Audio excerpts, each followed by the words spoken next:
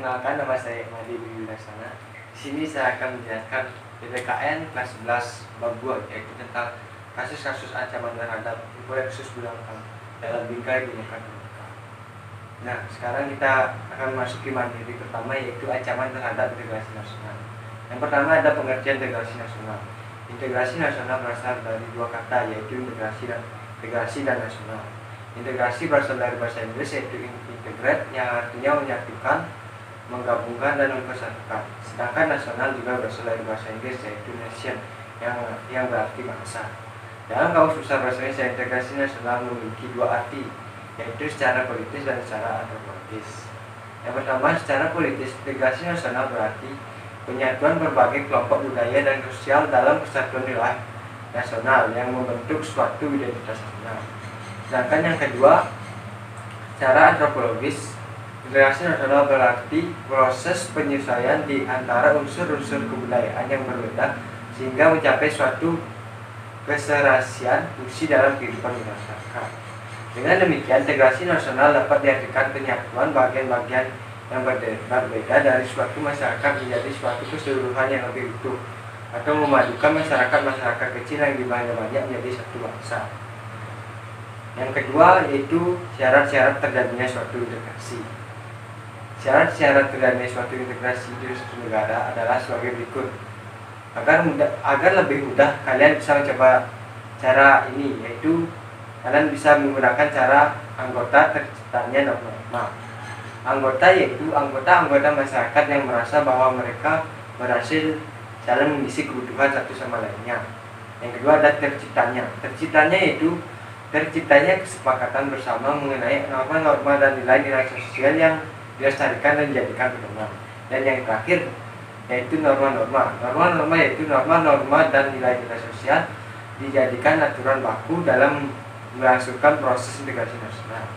Selanjutnya, posisi negara Indonesia yang berada di tengah-tengah dunia dilewati garis khatulistiwa, diapit dua benua, yaitu benua Asia dan benua Australia, dan diapit oleh dua samudra, yaitu Samudra Hindia dan Samudra Pasifik. Kondisi tersebut menunjukkan bahwa wilayah Indonesia berada pada posisi silang sangat strategis. Posisi silang Indonesia tidak dapat dilihat dari aspek wilayahnya saja, melainkan dilihat pula dari aspek-aspek kehidupan sosialnya. Posisi silang Indonesia merupakan sebuah potensi sekaligus sebagai ancaman bagi integrasi nasional.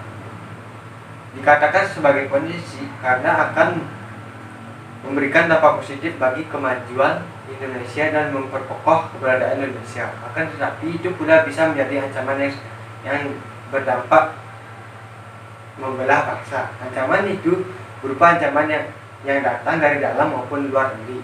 Ancaman tersebut biasanya berupa ancaman militer dan non-militer. Nah, sekarang kita sudah memasuki materi yang ketiga, yaitu ancaman terhadap Info-Lexus Bulangkang. Ancaman terhadap negara dibedakan menjadi dua, yaitu ancaman non-militer dan ancaman militer.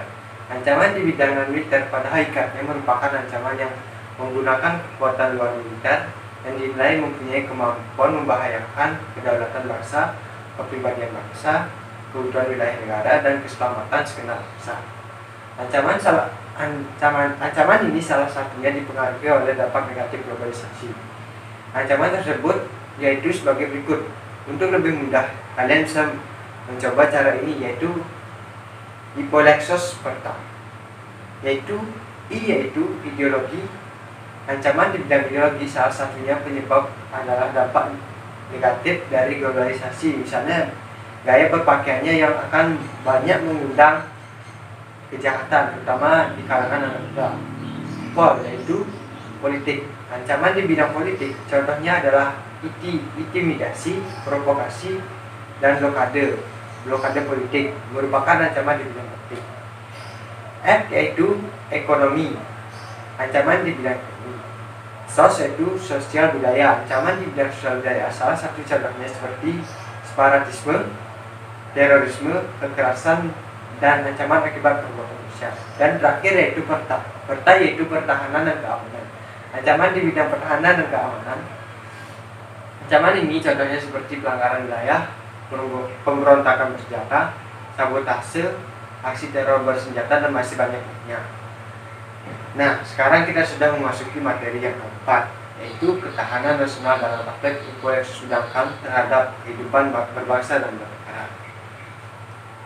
Ketahanan nasional bangsa Indonesia adalah kondisi dinamis bangsa Indonesia yang meliputi segenap aspek kehidupan nasional dan terintegrasi.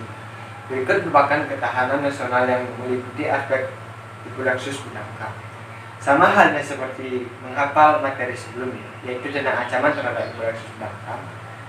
Di materi ini juga kalian bisa mencoba dengan cara sebelumnya, yaitu dengan hafal influensi berta, yaitu ideologi, ketahanan dalam aspek ideologi. Po yaitu politik, ketahanan dalam aspek politik. Ek yaitu ekonomi, ketahanan dalam aspek ekonomi. Sos itu sosial budaya, ketahanan dalam bidang aspek sosial budaya. Dan perta itu ketahanan dalam pertahanan dan keamanan. Selanjutnya kita sudah sampai ke materi kedua, yaitu strategi dalam mengatasi berbagai ancaman dalam membangun integrasi nasional. Yang pertama, submateri pertama yaitu strategi dalam mengatasi ancaman non-militer atau influensi sedangkan. Yang pertama ada strategi mengatasi ancaman di bidang ideologi dan politik. Untuk mewujudkannya, Indonesia harus melakukan hal-hal seperti berikut, yaitu mengembangkan demokrasi politik, mengaktifkan masyarakat sipil, menegakkan supremasi hukum, dan masih banyak yang bisa dilakukan oleh bangsa Indonesia. Yang kedua ada strategi mengatasi ancaman di bidang ekonomi. Untuk mewujudkannya merupakan program dari Presiden dan Wakil Presiden, yaitu salah satunya memperkuat produksi domestik untuk pasar dalam negeri sehingga memperkuat perekonomian masyarakat. Dan yang ketiga yaitu ada strategi mengatasi ancaman di bidang sosial budaya. Untuk mengatasi ancaman ini, Indonesia harus menggunakan strategi memelihara keseimbangan dan keselarasan fundamental, yaitu dengan ajaran kehidupan, yaitu menjaga keseimbangan terhadap alam, sesama manusia, dan manusia dengan Tuhan. Selanjutnya, submateri yang kedua atau submateri yang terakhir dari bab ini, yaitu strategi dalam mengatasi ancaman militer. Ancaman militer akan sangat berbahaya apabila tidak diatasi. Oleh karena itu, harus diterapkan strategi yang tepat untuk mengatasinya.